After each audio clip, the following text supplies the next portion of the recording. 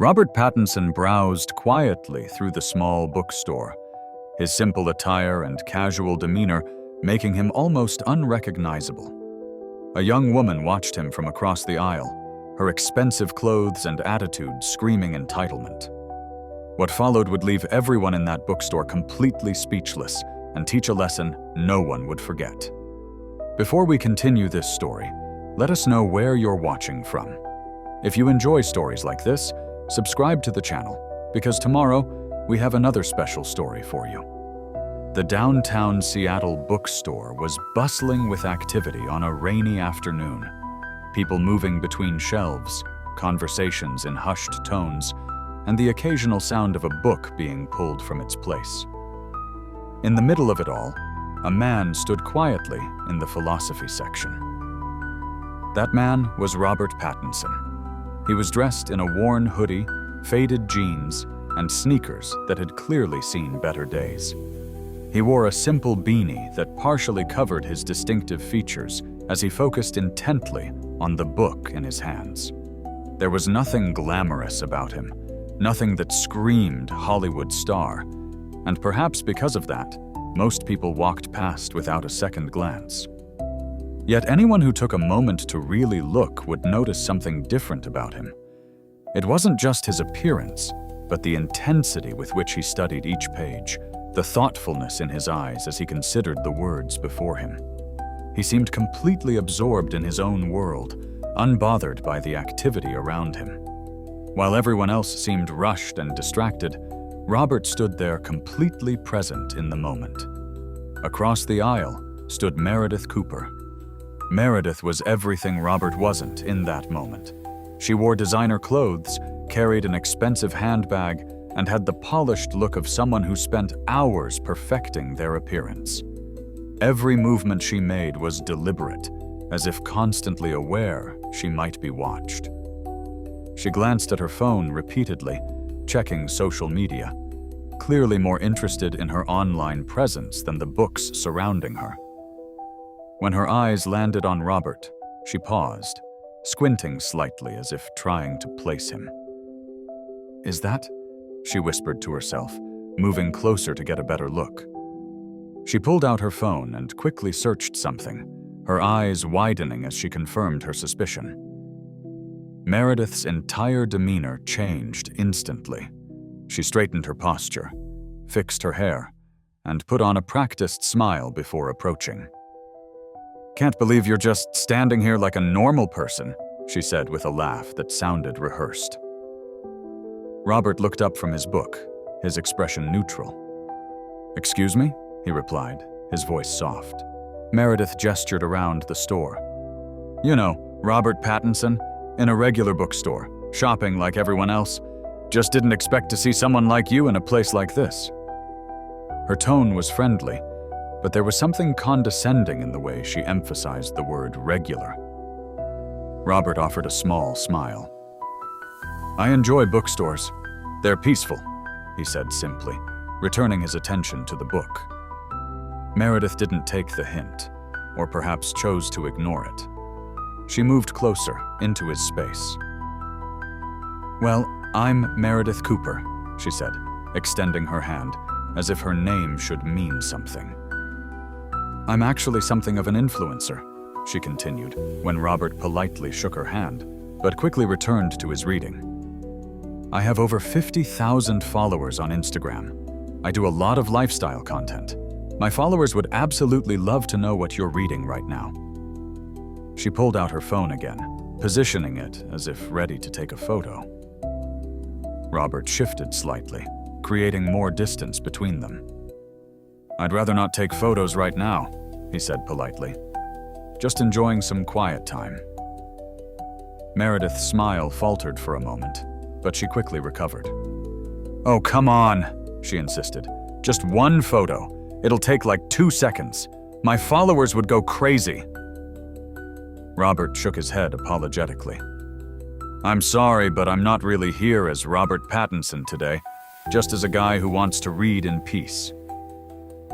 Meredith's friendly facade began to crack. "I don't think you understand," she said, her voice taking on a sharper edge.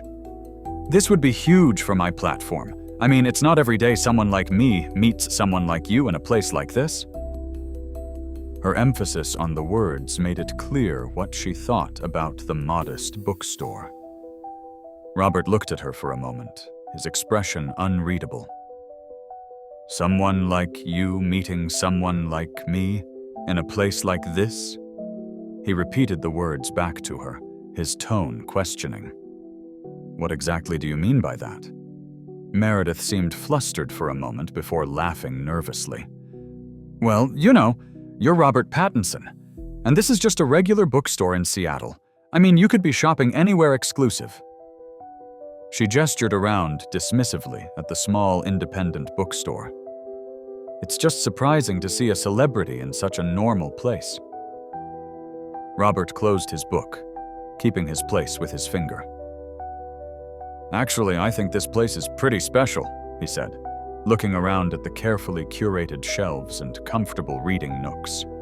It's independent, it has character, and the people who work here really care about books. That's rare these days. Meredith waved her hand dismissively.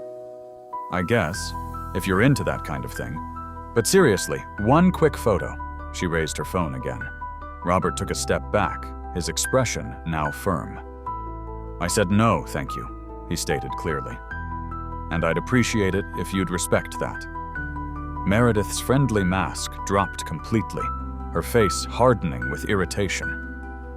Wow, she said loudly enough that several nearby browsers turned to look. You know, most celebrities would be grateful for the exposure. Most would appreciate someone like me taking an interest. By now, other customers had begun to notice the exchange, some recognizing Robert and watching discreetly, while others simply observed the increasingly uncomfortable interaction. Robert remained calm, his voice level but firm. I'm grateful for my fans, truly I am. But that doesn't mean I owe anyone my time or attention, especially when I've politely declined. I'm just asking for some privacy. Meredith scoffed. Privacy?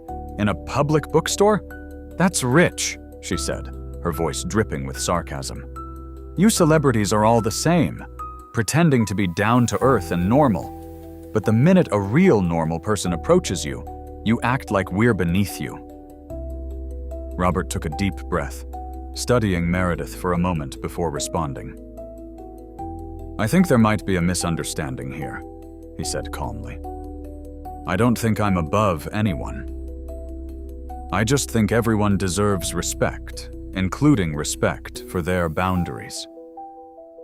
The people around them were now openly watching the exchange, some nodding in agreement with Robert's words, while others looked uncomfortable with Meredith's behavior. A bookstore employee hovered nearby, clearly concerned about the situation. I respect people who respect me, Meredith shot back. It's just a photo. It would take 2 seconds of your precious time, but I guess that's too much to ask from someone who thinks they're so important. The air in the bookstore seemed to grow heavier with tension. Robert looked at Meredith for a long moment before speaking again, his voice quiet but clear enough for those nearby to hear. You know what I find interesting? He said thoughtfully. You keep talking about normal people and celebrities as if we're different species, but the only person here creating a division is you. Meredith opened her mouth to respond, but Robert continued gently. You approached me not as a person, but as an opportunity for content. You didn't see me as someone deserving of basic courtesy, but as something to be captured and used. That's not how respect works. Meredith's face flushed with anger. How dare you lecture me about respect, she said sharply. You have no idea who I am or what my life is like. Robert nodded. You're right. I don't know you at all, he agreed. And you don't know me either. Yet you made assumptions about me based on my job, just as I'm sure people make assumptions about you based on yours. Wouldn't it be better if we both just treated each other as people first? Meredith stood there speechless for a moment, the truth of his words sinking in despite her resistance.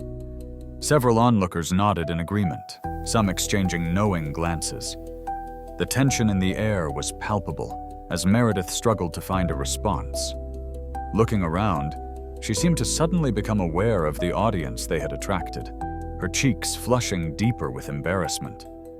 Robert seemed to sense her discomfort and spoke again, his tone gentler. "Look, I didn't mean to embarrass you," he said.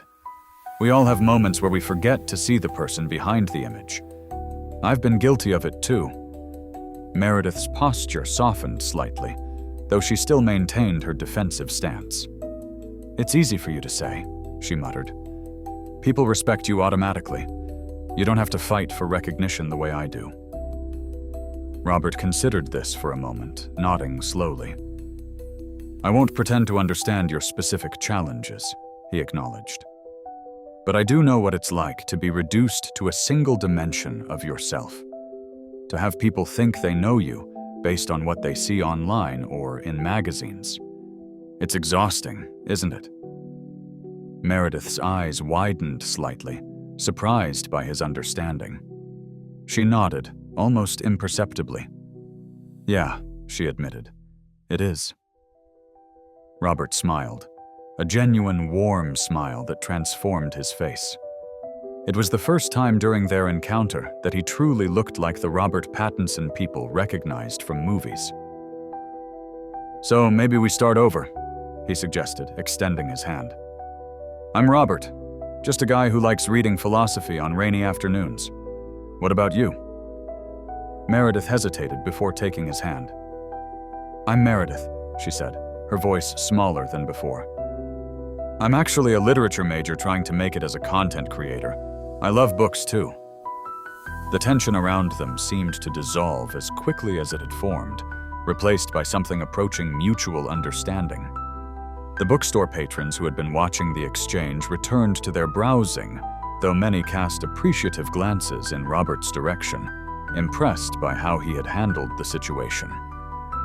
"You know," Robert said as he returned to the shelf to look for another book, "sometimes the things we chase the hardest, recognition, validation, approval, they're never quite as fulfilling as we imagine. But the genuine connections we make when we're just being ourselves, those can change everything." Meredith stood quietly, absorbing his words before nodding. "I think I needed to hear that," she admitted. "I get so caught up in trying to grow my platform that I sometimes forget why I started in the first place. Because I love books." Robert smiled again. "I know the feeling," he said. "In my industry, it's easy to get caught up in the next role, the next project, the next big thing. But at the end of the day, I'm happiest when I'm just being present, whether that's with a good book or a good conversation." Meredith looked down at her phone, then deliberately put it away. "I'm sorry for how I approached you," she said sincerely. "It wasn't right." Robert shrugged. "It's already forgotten," he assured her, then nodded toward the philosophy section. "What kind of books do you enjoy? Maybe I can recommend something." Their conversation shifted naturally to literature, both sharing favorite authors and recommendations. The earlier conflict seemingly forgotten as they found common ground in their love of books. Customers who had witnessed the exchange watched in amazement as what had begun as an uncomfortable confrontation transformed into a genuine connection. What happened next would become a story that Meredith would tell for years to come, though not in the way she had initially planned. Robert spent nearly an hour talking books with Meredith, recommending authors she might enjoy based on her interests. When a young bookstore employee nervously approached with a copy of a book Robert had mentioned was hard to find, the actor's face lit up with genuine appreciation. "Thank you," he said warmly to the employee, who beamed in response. "This is exactly why I love independent bookstores, people who really care." Before leaving, Robert did something unexpected. He asked Meredith if she would like a photo after all. Surprised and touched by the gesture, she nodded as a fellow customer took a picture of them together, both holding books they had recommended to each other. But when Meredith asked if she could post it, Robert surprised her again. "I'd prefer if you didn't," he said gently. "Some things are more valuable when they're just for us, don't you think?"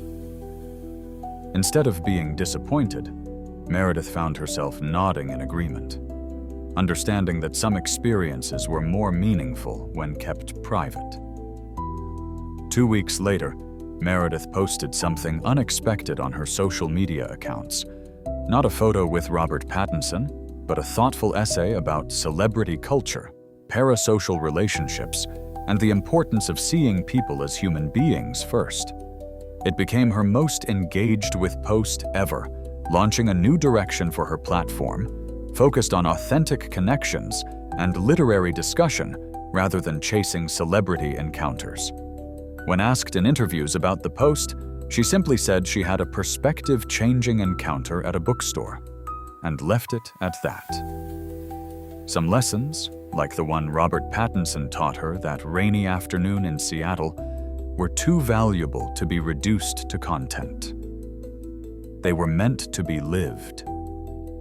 As for Robert, he continued visiting independent bookstores whenever his schedule allowed, still dressed in his casual clothes, still mostly unrecognized, and still finding joy in the simple pleasure of discovering new books. The next time you find yourself viewing someone through the lens of what they represent rather than who they are, remember this story. Sometimes the greatest wisdom comes from the most unexpected places. And sometimes the most important person to see clearly is the one staring back at you in the mirror. If you enjoyed this story, we have many more that will warm your heart. Click the screen to explore more stories of hope, compassion, and resilience. Don't forget to subscribe and hit the notification bell to never miss our daily inspirational stories.